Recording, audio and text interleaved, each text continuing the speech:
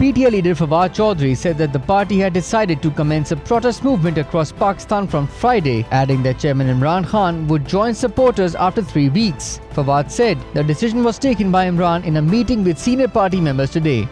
इन तमाम मामलात के ऊपर कल से तहरीक इंसाफ मुल्क की एहतजाजी तहरीक का आगाज़ कर रही है। 3 हफ्तों के बाद इमरान खान इंशाअल्लाह इस तहरीक को ज्वाइन करेंगे और हम दोबारा सड़क के ऊपर होंगे और ये सिलसिला जब तक ये हुकूमत नहीं जाती इंशाअल्लाह ये सिलसिला जो है वो दोबारा जारी होगा। Fawad Chaudhry also revealed that a huge protest will be organized for the release of detained party Senator Azam Swati, who has been in custody in a case pertaining to controversial tweets against senior military officials. Moreover, the PTI leader reiterated that the idea of bringing in a technocrat government will not be tolerated in Pakistan.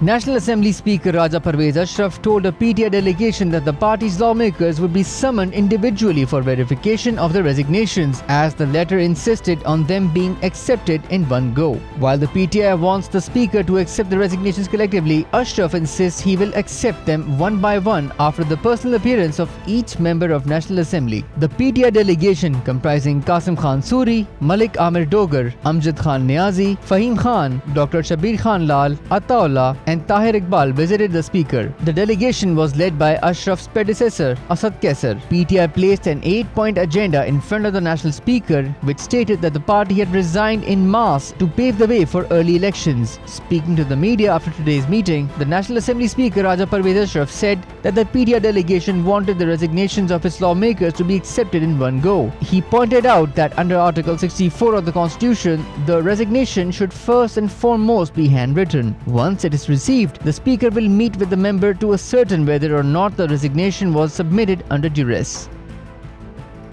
The Sindh government recommended that the National Command and Operations Center and National Institute of Health to test travelers coming from China for COVID-19 at airports across the country. China is experiencing a surge in coronavirus cases due to a strain that is a subvariant of the highly infectious Omicron variant. In a letter, the Sindh Health Department pointed out that COVID cases and mortalities were resurging in global proximities, while a new variant had also emerged. In this view, it presented some recommendations and requested the NCOC to issue an advisory for people. The Health Department advised mandatory administration of Pfizer booster doses for people who got inoculated 6 months ago, especially those above the age of 65. Other recommendations also included declaring COVID vaccination mandatory for both national and international travel, wearing masks in public, and avoid mass gatherings. Earlier today, the NIH reported that 12 new cases were reported across Pakistan in the last 24 hours. The case positivity ratio was 0.33%,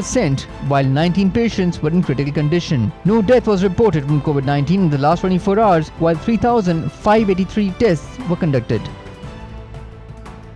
G7 foreign ministers called on the Taliban to urgently reverse a ban on women working in Afghanistan's aid sector. The ban is the latest blow against women's rights in Afghanistan since the Taliban reclaimed power last year. The Taliban also barred women from attending universities earlier this month, prompting global outrage and protests in some Afghan cities. The G7 ministers, along with those of Australia, Denmark, Norway, Switzerland and the Netherlands, released a joint statement condemning the Taliban's reckless and dangerous order that puts at risk millions of Afghans who depend on humanitarian assistance for their survival. It comes after 6 aid bodies suspended operations in Afghanistan in response to the ban. They included Christian Aid, Action Aid, Save the Children, the Norwegian Refugee Council and CARE. The International Rescue Committee, which provides emergency response in health, education and other areas and employs 3,000 women across Afghanistan, also said it was suspending services.